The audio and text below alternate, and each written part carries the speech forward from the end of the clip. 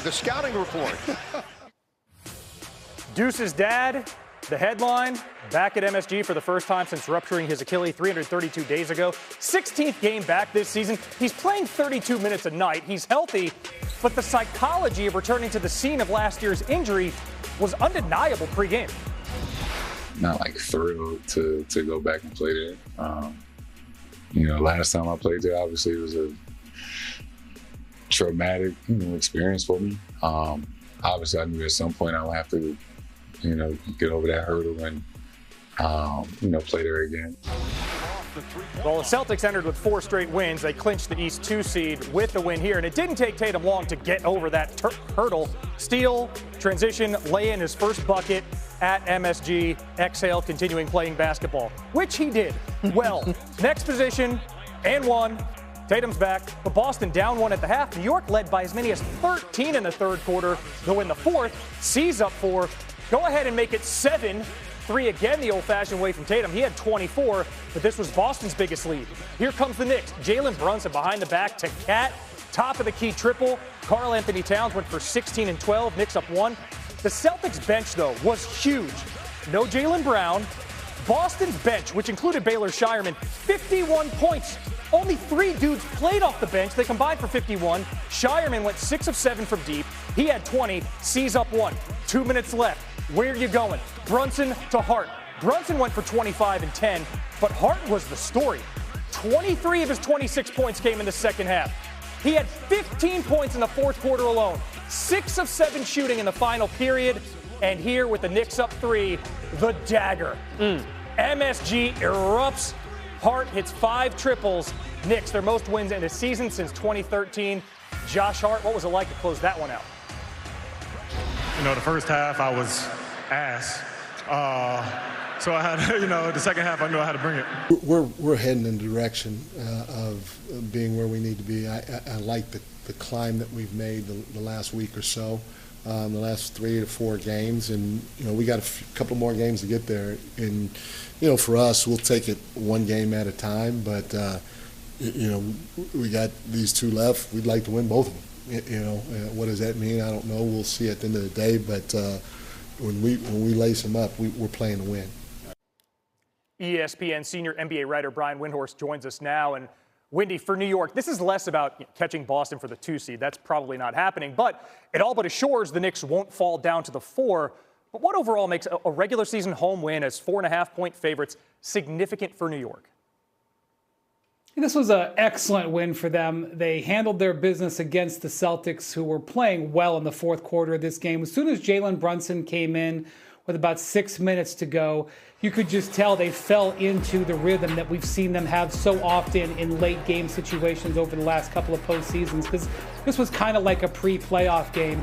And Brunson made so many plays. Obviously, Hart was the finisher, but it was Brunson who understood that and kept getting him the ball. And they did a great job defensively on Jason Tatum.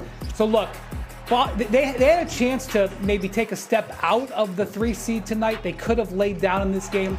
Instead, they used it as a big bounce point. And they can walk into the postseason knowing that they're 3-1 against the Celtics during the season with a big win tonight. The Celtics can come back and say, listen, you didn't do any of those games against Jaylen Brown and Jason Tatum. But I think if we end up seeing this as a second-round playoff series, we're in for a great test, a great showing of basketball. Wendy, speaking of Tatum, we heard from him as far as his trepidation coming back his first game in the Garden since he tore his Achilles there. He put up 24, 13, and 8. Why wasn't that enough to get the C's 1 in the win column? Yeah, this was a good performance from Jason Tatum, but it was not a great performance. And early in the night, he had some emotions. The Knicks crowd was booing all the Celtics, but when Tatum was introduced, he was cheered because the Knicks crowd knows what this means to him. And it's an emotional moment. And so Tatum had to sort of get past those emotions, and he did. He just didn't have a very good efficiency night. He missed 15 shots.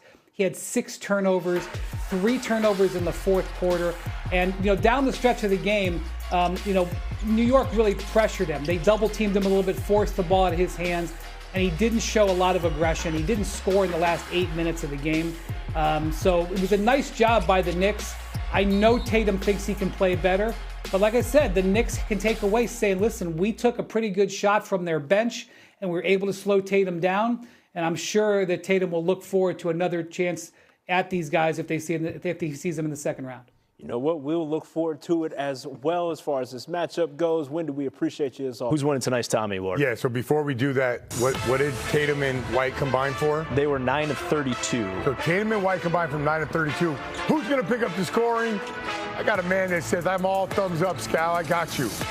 Baylor Shireman was huge in the fourth quarter, knocking down shots, playing with tons of confidence. His defense was solid. He always rebounds the ball. So we got to have Baylor Shireman in there. He was awesome today. And I don't know if we would have had a game this close without him knocking down those shots. And I've always said this about him. He's not afraid of the big moments. Whatever it is going on in Nebraska or growing up in a small town of Nebraska, he's not afraid of the big moments. Baylor Shireman wins the Tommy Award. All right, so that's the 7th of the year for Baylor Shireman. By the way, Jaylen Brown, we already knew this, but he has now clinched the Tommy Award for the regular season with 12 on the regular season. Eddie, as you're watching Baylor Shireman do his thing there, especially in the second half as a shooter, what are you liking most about the performance that he put on? Well, it's his confidence. Think about this. When he first came into the league and came with the Celtics, his confidence kind of was up and down. You know, and that's to be warranted because you're trying to get your feet wet. You're trying to understand how to become a professional. Where are you going to fit at in the rotation? You're in the rotation, then you're not in the rotation. He's cracked the rotation because he's put in the work. And the one thing about him, he's always in the right spot at the right time. The one play that I like the most is when he relocated and he relocated to the top of the key to get the three. He's not hesitating on any of these shots. That one right there, knocked down. Anunoby laid on it, and he's not hesitating for anything. That was a huge shot right there during the game as well. Just one thing about Baylor Shireman is not only was he knocking down shots tonight, but even when he's not knocking down shots like this tonight, he does so many different things defensively. If it's not taking a charge, if it's not rebounding the basketball, if it's not just getting in the way of somebody, just being a disruptor on the defensive end. That's why I love Baylor Shireman, because he does so many different things. He does a lot of things that don't even show up on the stat sheet. And that's what I like the most. He had some tough rebounds. He only had 4 rebounds. There were some tough rebounds that he went up and got, and he constantly does that. Rebounds above his size. I mean, the bench combining for 53 points in all. But, Baylor Shireman was in the starting lineup for a while. It's pretty clear, like, he's going to be part of that rotation. Oh, yeah. You got to have him out there for his defense and everything. Bench was good today. Peyton Pritchard, Baylor Shireman. The bench did their job. They came in. They played with energy.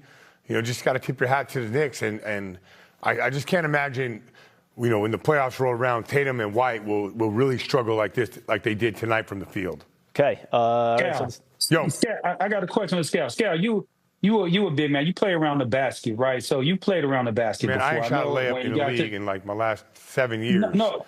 Yeah, I know your last 7 years, but I'm saying you played around the rim when you was coming up, right? Sure. You're just size. Yep. I wondered, what is it about Kata that he smokes layups, but he dunks the ball, but if he gets opportunities to lay it up, he misses, not the Moses Malone effect where he misses, get his rebound and put it back in. I'm trying to figure out what is that? What do you think it is that, because that it is mind-boggling to me that he could dunk it whenever he wants to, but then, he misses those layups like that. I'm not, and I can get really nerdy here, so I hope everyone can understand. Eddie, when I remember what I told you early on about Cooper Flagg, right? I was like, this guy has great sequencing. He could, when he's driving, he leads with the ball. Like the ball goes up first. You look at all the great players, like Michael Jordan, the ball goes up first before he jumps. Like a lot of guys, who would else would be like that? Kobe Bryant was like that as well. To me, Kata is driving with his legs first and not leading with the ball. That's why, there's guys that could play it below the rim, like a Luis Scola back in the day, or a Boris Diaw. Those guys lead with ball. Tim Duncan leads with ball. Kata kind of jumps and then comes up late. So his sequencing is a little bit off. When he knows he's going to dunk it, it's mental, like I'm going up. But he doesn't lead with ball and get that ball above his head before he comes off the ground. So it's just a sequencing thing.